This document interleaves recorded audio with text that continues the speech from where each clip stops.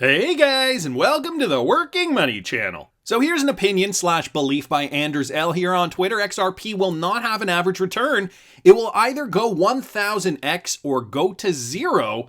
And it seems regulatory clarity is what is holding it back. Financial interests. It's a bet I'm willing to make. The risk reward looks too good.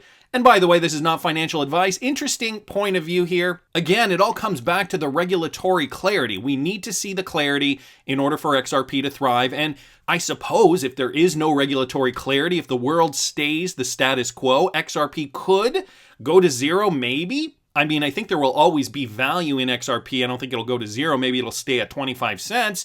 But I do understand his point here. Johnny's saying, and it's way closer to zero than anything else. Call us crazy. They'll make a documentary about the XRP community one day. Hope it's inspirational as opposed to a tragedy. Yeah. D saying, I sure hope not. I hope if the whole global bridge currency thing doesn't work out, then Ripple can pivot to make another use case. 10x returns through an alternative use case if their current mission fails are better than 0x. It's a positive way to look at things. I don't think that we are in such bad shape. I mean, even just being invested in cryptocurrency at this time, we are going to see gains. I mean, Bitcoin is already rallying. We're seeing a bull run for Bitcoin trading right now at 12,237 per BTC. We know the rest of the crypto market does rally as Bitcoin rallies. Right now, Bitcoin taking the lion's share of the market. Bitcoin up 6.6% over a 7-day period. Ethereum down 1.16%. XRP down 3.25%. Bitcoin Cash down 1.03%. Binance Coin down 5.07%. You can see most of the other cryptocurrencies are in the red as well. So Bitcoin, starting its rally. We're also seeing Bitcoin dominance slowly creep up over here, 60.6% for Bitcoin dominance. But alts will have their day, as we saw back in the bull run of 2017. So despite everything else, even if it is doom and gloom, which I don't think it will be, we can always rely on a bull run to make some money. All the money here at Real, Lisa Daly says more and more I'm beginning to believe that it's not regulatory clarity holding things up at all, but rather taxation clarity. G20 has agreed to come together on this issue in mid-2021. I believe all banking regulations will be replaced by a global flexible banking policy at that time. It's interesting that she mentions this because governments of the world, I'm sure, are very attuned to the fact that if the citizens of the world get into cryptocurrencies, they will have to pay taxes and they need to figure out a system to do that. The IRS has already been breathing down our necks to get a piece of our crypto profits, so why would we be surprised? This from XRP Crypto Wolf, the U.S. comptroller of the currency, Brian Brooks, believes the role banks play in society will soon be transformed. And so to that point, mainstream DeFi is inevitable, says the U.S. currency comptroller. The U.S. acting comptroller of the currency, Brian Brooks, predicts the decentralized finance, or rather DeFi, will render many of the financial services offered by banks obsolete, just as email disrupted the postal service. So in an interview during DC FinTech Week on October 19th, Brooks predicted a not too distant future in which distributed ledger technologies, DLT, mediate financial services, making the legacy banking sector's historic role as a central ledger keeper redundant. Brian Brooks is coming out here and saying that cryptocurrencies will indeed shape the financial system, and it will make many banking services obsolete. We just won't need them anymore. He says, we see a future where decentralization is very likely an unstoppable force out there. Decentralized networks, by definition, are cheaper, faster, and more resilient than any kind of centralized structure. Formerly the chief legal officer for Coinbase, Brooks is now the head of the Department of Treasury's Banking Oversight Bureau. He compared financial institutions' historical function as an aggregator of money to that of the post office's role as an aggregator of communications, noting, with email, we don't need the aggregation anymore. We can do it directly with each other. And this is going to happen with finance. This is going to happen when people are able to be their own banks. We have the tools, we have the mechanisms in place for this to already happen, and XRP is positioned to be one of those tools that the masses will use in order to transfer, in this case, cross-border payments. Down the road, more verticals will open up. We're already seeing more use cases for XRP. So that is going to definitely be a big part of our society moving forward. And despite the fact that we are seeing Bitcoin gains, which is good for those who hold Bitcoin, Bitcoin is the indicator, the leading indicator at that. It dictates where the market is going. Once we see Bitcoin pump, alts will rally behind it. Sometimes they rally play together. But even though we're seeing this, Bitcoin still is not going to be part of the financial system. And I am Legion here just reminding us of this with this video. This from a few years back now. I don't know who this guy is. He doesn't list it here in any of the tweets, but I do remember seeing this before. Let me just play you this video real quick. If you wanted to crash the Bitcoin network, you just need to double the network plus one machine.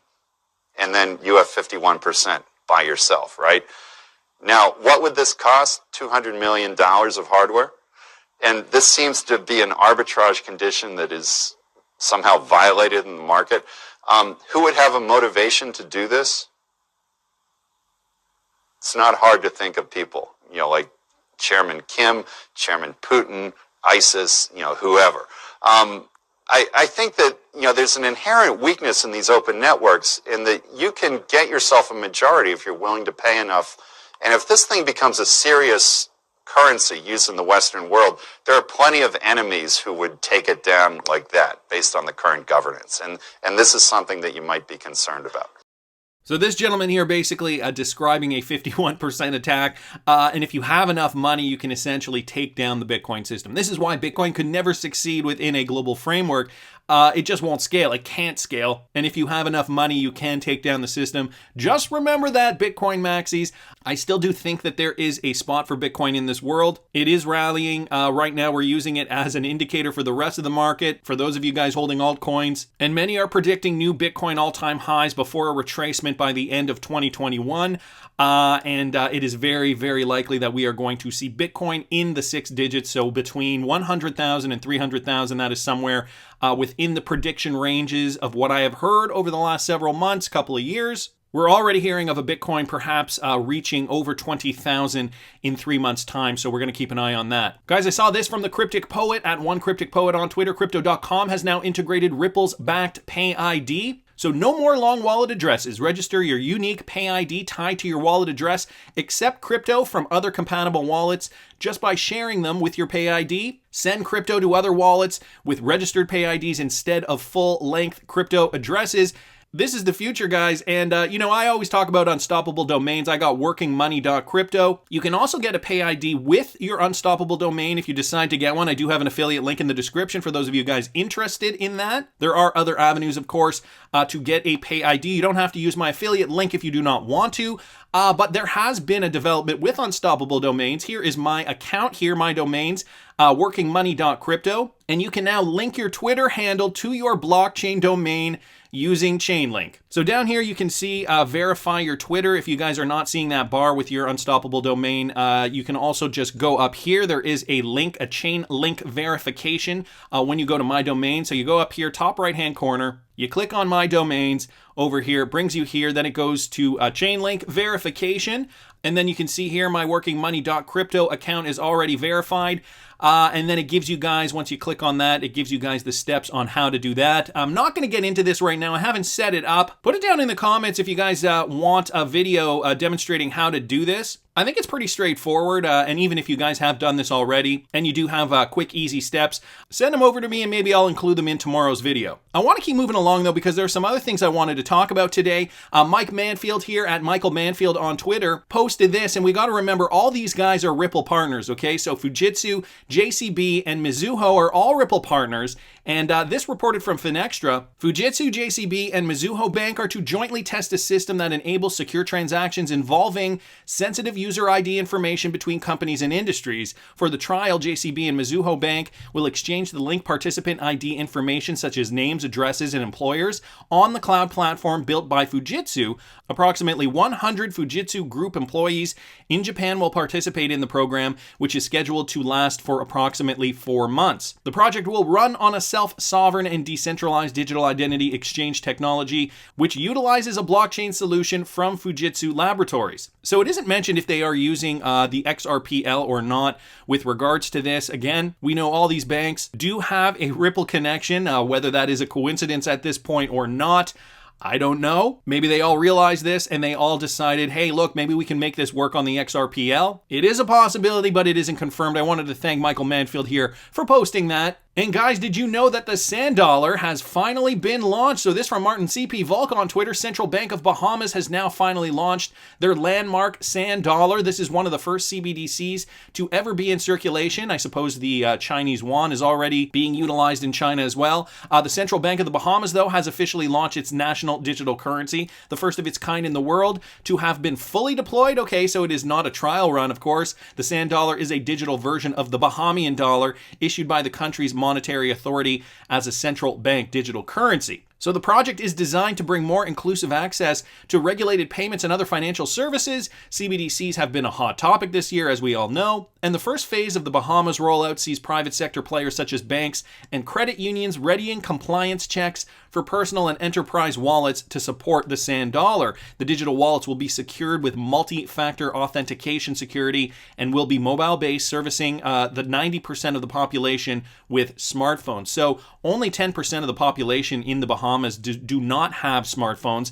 The rest of the 90%, they can get on to use this right away. So underserved communities of the Caribbean nation are the primary target for the initiative, ironically enough, which the bank said would reduce financial service delivery costs and boost transactional efficiency. I wonder how this is going to work too with tourists. As we know, the Bahamas is a big location for tourism as well. And if there is a third-party app that one can just download if you decide to go travel to the Bahamas and use the digital Sand Dollar, wonder if that is easily integrated for tourists, for people not native to the country. Wanted to thank Martin Volk for pointing that out. And also this, guys, from the Cryptic Poet, with regards to the Sand Dollar as well, the Project Sand Dollar account suddenly does not exist on Twitter. So after all this, the Project Sand Dollar Twitter account no longer exists. Strange, considering they just launched yesterday. And some people down here saying, you know what, it's probably because they are now finished with their project and no longer needed to promote the Sand Dollar. So that is a very astute observation. Tomeko up here says, I'm from the Bahamas and can confirm that it did go live today. It's only available through AFI, authorized financial institutions,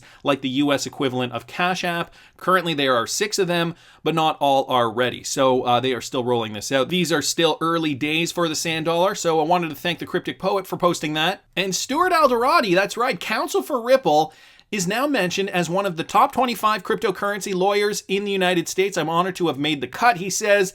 I've met some of the smartest lawyers ever working in this industry. If you want to be involved in the most cutting-edge legal issues of a generation, this is the place to be. Chris Giancarlo on that list as well. Guys, I will link this tweet in the description if you want to read further. If you're interested in the legal aspect of cryptocurrency, see who made the cut, maybe follow them on Twitter. Another one here, guys, from the Cryptic Poet here, and this with regards to Neobank. Unifimoney selects Ripple partner Nium to provide international remittance capability. So another check mark in Nium's box, accumulating more partnerships. Global fintech infrastructure platform Nium and Unifimoney have entered into a partnership that will enhance the outbound money transfer experience for Unifimoney users. The partnership will expand Unifimoney's capabilities, introducing convenient, secure, and real-time global payment capabilities to customers of Unimoney. And Nium will ultimately supplement Unimoney's solution for automated money management across saving, spending, and investing. Unimoney users will be able to send funds overseas to major corridors in Europe and Asia easily with the app at a much lower FX rate than banks, of course, likely leveraging RippleNet technology in order to do so. And here's a quote from the vice president of Nium. In today's competitive payments environment, new technology makes an incredible difference in delivering the best customer experience, and we are thrilled to be the trusted provider for international money transfer service for Unimoney and its customers. Nium's mission is to create a global fintech infrastructure that can enable banks, financial institutions, and other fintech companies to launch and scale innovative digital financial services without the complexity, time, and cost previously required to do so. This partnership with Unimoney to enhance their payment capabilities beyond the US is a testament to that effort. More partnerships building, guys, which means more development for DLT and blockchain technologies within the system. In this case, Nium, a Ripple partner, so also fostering the XRP ecosystem. Once we see that regulatory clarity, I think that these guys are going to come out of the gate with all their partnerships utilizing XRP for cross-border transactions. It is the clarity that is holding a lot of these cryptocurrency firms back. And Ripple, they are the cheerleaders in the space, at least in the US, for clear cryptocurrency regulatory clarity, and I'm wondering why. Well, I think it's pretty obvious why. They have a lot of skin in the game, and they will likely stand to explode their business once the regulatory clarity comes to pass. And speaking of Ripple, we heard just the other week that, they were almost kind of softly threatening the US government to leave if there wasn't any regulatory clarity soon. They're saying we're going to fall so far behind China and we can't afford to do so, even just from a pragmatic standpoint. And so when I was thinking about that, I saw this tweet here from JC Collins. Did the US government just cockblock Ripple from moving to London? And he tweets out this article here from the Commodity Futures Trading Commission. This came out just yesterday. The Commodity Futures Trading Commission, the CFTC, and the Bank of England have today announced that they have signed an updated Memorandum of Understanding, or an MOU, regarding cooperation and the exchange of information in the supervision and oversight of clearing organizations that operate on a cross-border basis in the United States and in the United Kingdom. CFTC Chairman Heath P. Talbert and BOE Deputy Governor of Financial Stability John Cunliffe published a joint op-ed for Risk.net outlining the agreement. The MOU strengthens the relationship between the regulators responsible for the resilience of the largest and most important derivatives market and central counterparties in the world. The supervision of CCPs that operate in both the United States and the United Kingdom is based upon close cooperation and mutual respect. Guys, here it is for each regulator's regime and supervisory practices. So essentially saying, we have to respect each jurisdiction, and if said company from the United States might want to come over to the United Kingdom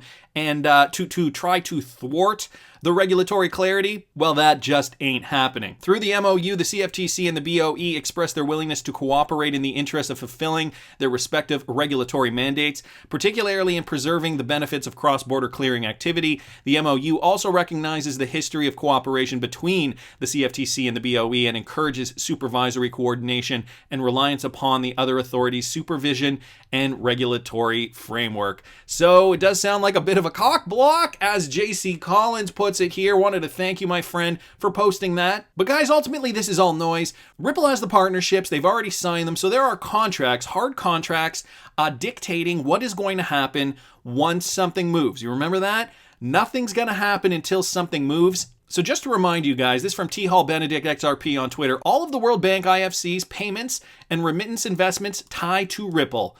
All have strong ties to Ripple. And so he posts this list here with all the World Bank's IFC investments and a description with their relationship to Ripple. So the Currency Cloud confirmed, Orient Commercial Joint Stock Bank confirmed, TerraPay confirmed, Commercial Bank of Ceylon confirmed, the Earthport deal obviously confirmed, Vimerica's confirmed, XRapid ODL, Westpac was confirmed on Ripple's website. Current status is unknown. I'm not going to read all of this for you guys, but I did want to share this with you just to show you guys how deep this goes and how much research the XRP community has done in order to keep us up to date. Down here, there's another tweet, a World Bank report on the impact of the beer flu.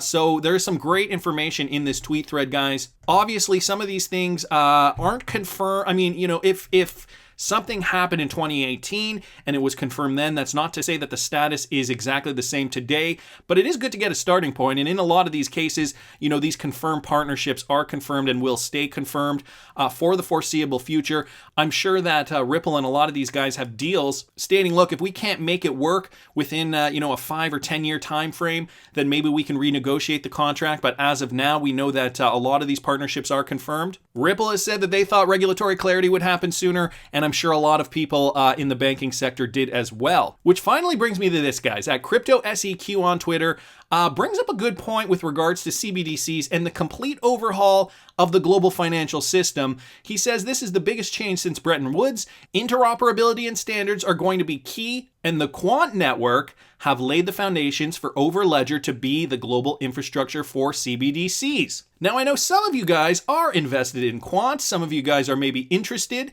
in what QNT does, what the coin is. This is a long tweet thread, guys. I'm going to try to explain some of this to you, but just to go over real quickly, here's a Reddit thread. What is Quant token used for? In line with the FINMA guidelines, utility tokens are tokens that are intended to provide digital access to an application or service. Access to the Overledger operating system, so that is the system that Quant works with, is only possible through the use of Quant tokens, QNT. fee. So QNT tokens must be provided to the Quant network in exchange for an annual license or platform fee. The price of the access will be a fixed fiat amount to the number of tokens needed, and that will vary depending on the price of the token at the time of the purchase. As the network grows and the number of users increases, the demand for the platform will increase. As such, it may be reasonable to expect that the total number of tokens needed change based on value of tokens and the number in circulation. So this, again, a very in-depth description of what Quant is. Don't want to get into it too much, but I wanted to give you guys an overview on what it is. Now, with regards to the financial system, okay, so this back to Crypto SEQ's tweet thread here. 80% of central banks are now researching the deployment of CBDCs, the decline of cash usage, global stablecoins like Libra, the beer flu, need for lower cost/faster payments have all rapidly reduced the time at which CBDCs will be implemented. So he's given us a bit of a description as to why we are being held behind.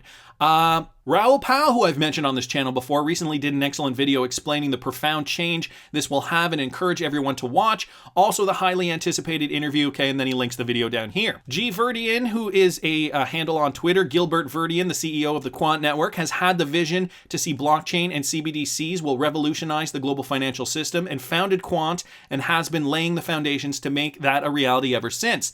Let's start with the tech. So Quant's blockchain operating system, the Overledger, enables interoperability with any blockchain and any existing networks without the overhaul of adding another blockchain in the middle to provide a scalable and future-proof solution. So see this tweet for some details. Each central bank will likely issue their CBDC on their own blockchain, likely to be based on permissioned blockchains such as R3's Corda, Hyperledger, and Quorum. Interoperability will be key not only to enable cross-border payments between central banks, but also with existing payment networks all the way down to integrating with existing payment infrastructure such as PIN terminals, point-of-sale systems, etc. Whatever form cross-border payments take, whether it be atomic swaps or CBDCs, the creation of an IMF SDR global digital reserve currency / synthetic hegemonic currency, Finality's USC or bridge assets built on open networks such as XRP and XLM Ledger, Quant connects them all. Their interchange solution will enable payments across a variety of existing payment rails, such as faster payments, CHAPS, SEPA, SWIFT, Pay.UK, whilst integrating with RTGS systems, payment infrastructure, all the way down to POS systems and mobile payments. So they have recently released an IEFT RFC proposal for open digital asset protocols in collaboration with MIT and Intel for an open blockchain agnostic protocol enabling interoperability of assets and messages across DLTs as well as Oracle functionality with the use of decentralized trusted compute-based gateways, which you can read about more here, and then he posts a link. This will form the basis for gateway-to-gateway communication in the Overledger, enabling banks, central banks, to run an Overledger gateway to enable interoperability in a scalable, secure, and compliant way. It has also been designed to meet strict regulatory requirements for financial institutions like the AML, KYC, FATF, travel rule requirements, and other security requirements required for banks and governments. So MIT have also recently partnered, and I talked about this, with the Federal Reserve in Boston to research the creation of a CBDC. Quant have been in discussions with the Fed as well regarding CBDCs. And again, guys, a lot of additional information retweeted out by Crypto SEQ. Again, I'm trying to just go over this briefly, and I feel like I'm not even halfway through this. Quant have also been in discussions with regulatory bodies such as the FCA, meetings with the European Central Bank, as well as being a foundation member of International Association for Trusted Blockchain Applications. The Bank for International Settlements, or rather the BIS, has partnered with the Bank of Canada, the Bank of England, European Central Bank, 4 Nordic central banks, and the Federal Reserve in research of CBDCs. And so more information regarding those partnerships. Just going to scroll down here. Some of the largest blockchain projects in the world are being launched on Sia Chain. So they mentioned Sia Chain. Sponta is a huge project consisting of the entire Italian banking system. So more about global projects that are connected with Quant. Quant were made a guarantor of Pay.UK, the UK's largest payment network. Through this relationship, Quant will shape the payments ecosystem and help set a strategic direction of the payments infrastructure and adopting the new payments architecture. So a lot going on here, guys, with Quant. And again, this is a very, very in-depth Twitter thread brought to us by Crypto SEQ. Wanted to thank him for sharing this. Just going to read you this last tweet down here.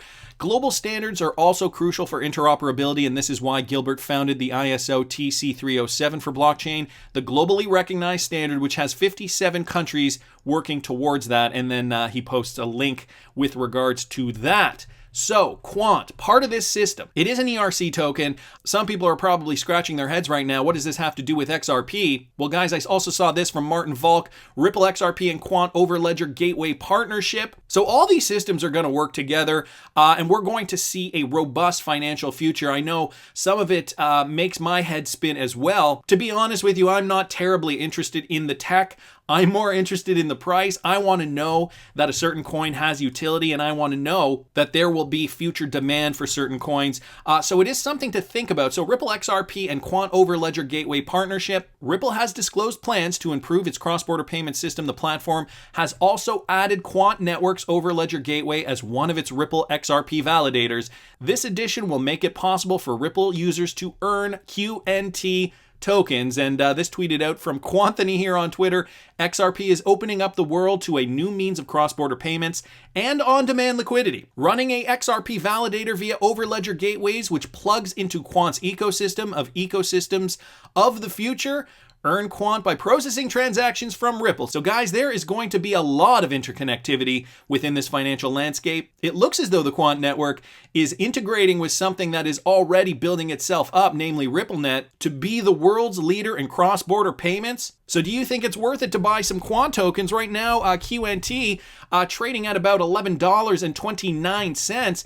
And guys, if you look at the chart, the pure technical analysis of it all, we saw the dip back down in mid-March, as we did with all cryptocurrencies. Quant down here going as low as about $1 or so, $1.09, I think was the lowest we saw it. Rebounded back up, right now trading at about $11 right now. Okay, so it's gone up $11.49 right here for a QNT, or $11.50 for a QNT token. Again, though, these are all just speculative moves in congruence with Bitcoin's upward trajectory. So what do you guys think? Do you think Quant is going to be a big part of this financial system, working alongside XRP and the XRPL? I want to hear what you guys think. Please subscribe to the channel if you haven't already. Like the video if you like the content I'm providing. I always love hearing your comments. See you in the next one, guys.